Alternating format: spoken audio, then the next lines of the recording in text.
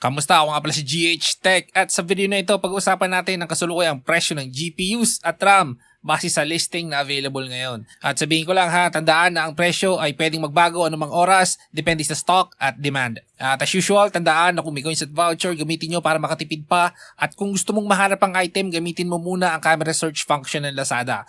That said, ano pang hinihintay natin? Let's do this. Simulan natin sa AMD GPUs. Ang RX 6600 ay hindi ko na talaga maire-recommend. Halos wala ng brand new units na mabibili at karamihan na makikita nyo ay used cards na mataas pa ang presyo. Sa ganitong sitwasyon, mas mabuti pang tumingin na lang sa ibang options. Ang 7600 naman ay available pa rin sa Lazada pero sa kasulukuyang presyo, hindi na siya competitive. Kapag ikukumpara mo ito sa RTX 5050, wala talaga siyang laban. Mas luma ang RX 7600 at overpriced pa. Ngayon ang RX 7700 XT ay bumalik na ulit sa Lazada pero mataas pa rin ang presyo. Ganoon din ang 7800 XT. Maganda pa rin ang performance ng dalawang to pero sa current pricing mahirap silang i-recommend. Pati meron na silang kapalit na GPU tulad ng 9060 XT 16GB. So here, pag-usapan natin ng 9060 XT. Pareho pa rin available ang 8GB and 16GB variants. Ang problema lang, ang 8GB version ay nasa paligid ng 25,000 pesos na ngayon, habang ang 16GB version ay nasa around 31,000 pesos. Dahil maliit lang ang pagitan ng presyo, wala akong makikitang dahilan para piliin ang 8GB na model. Kung bibili ka rin na rin lang naman, mas may sense na magdagdag ka na lang ng konti para sa isang 16GB na 9060 XT. So, yun, ang RX 9060 XT 16GB ay tumaas ng kaunti ang presyo kasi 30k lang yan nung nakaraang buwan. Hindi pa naman siya sobrang pangit pero nagsisimula na akong hindi ko magustuhan ang current pricing niya. Kung ito ang target mong bilhin, siguraduhin mong gumamit ka ng coins at vouchers para kahit papaano ay mabawasan ang presyo. Move on naman tayo sa 9070 XT 16GB. Nasa paligid ng 55,000 pesos na siya ngayon. Bumaba na siya ng kaunti mula sa dating 57,000 pesos. Pero para sa akin, hindi pa rin sulit ang presyo. Mukhang mabagal din ang bentahan kaya uti-uti itong bumababa. Baka magmas mura pa to sa mga susunod na buwan. Pero sa ngayon, hindi ko siya may re-recommend. Para naman sa bagong labas na AMD video card ngayon, ang RX 9070 GRE.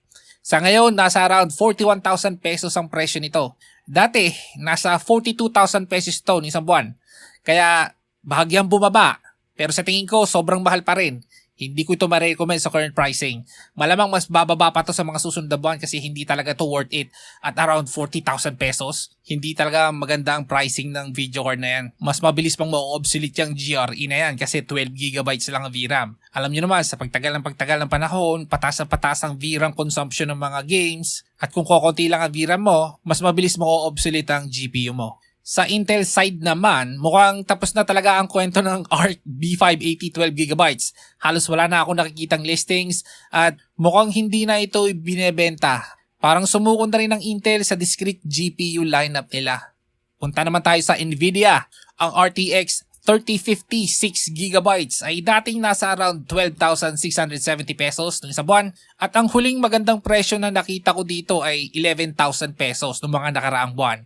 Ngayon, nasa 13,753 pesos na siya at may kasama pang 20-inch 900p monitor. Magandang isipin na may libreng monitor pero para sa akin, mas okay sana kung ang ginawa na lang nila ay ginawa nilang 11,000 pesos ang video card. Nice try pero hindi ko gusto ang offer na yan. At ito na ang nagbabalik, ang RTX 3060 12GB ay available na ulit. Pero nasa 19,165 pesos ang presyo. Sabihin ko lang ha, dati nasa around 16,000 pesos lang ang 3060 12GB.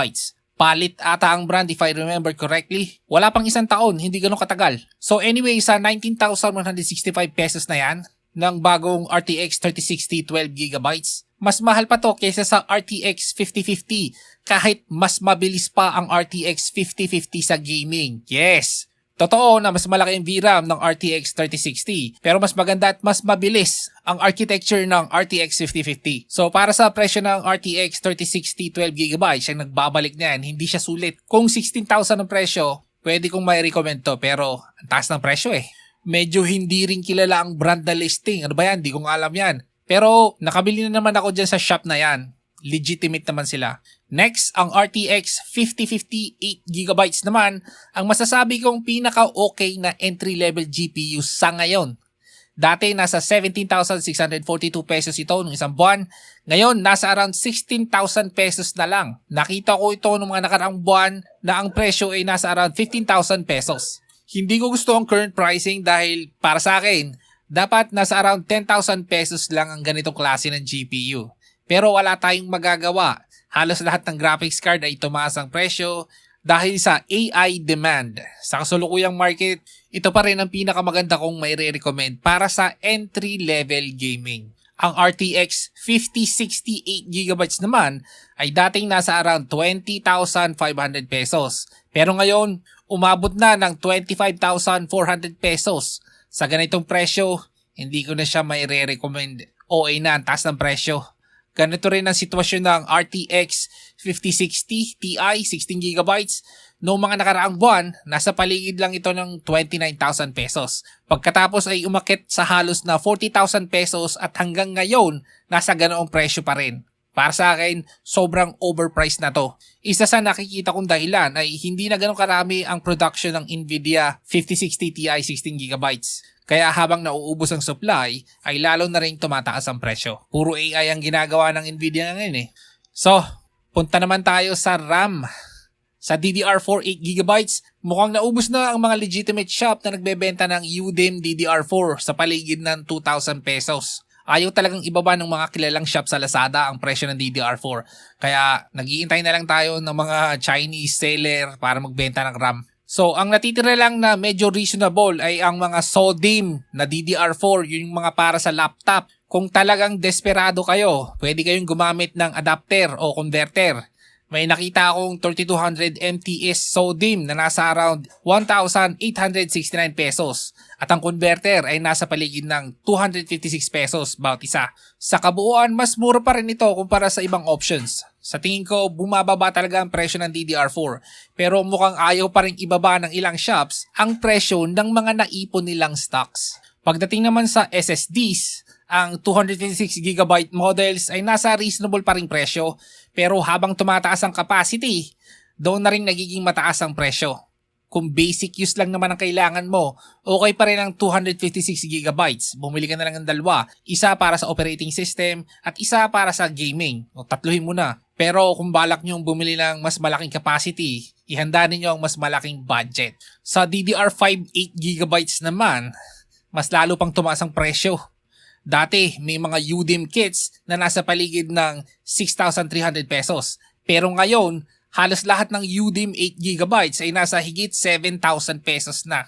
May makikita ka pa rin sa paligid ng 6,000 pesos pero kadalasan SODIMM na para sa laptop. Sa kabuuan, ang nakikita kong trend ngayon ay tumataas pa rin ang presyo ng DDR5. So hayan, kung may mga tanong kayo sa video na ito, comment nyo lang sa baba. Maraming salamat sa panonood. Ako ulit si GH Tech. Hanggang sa muli.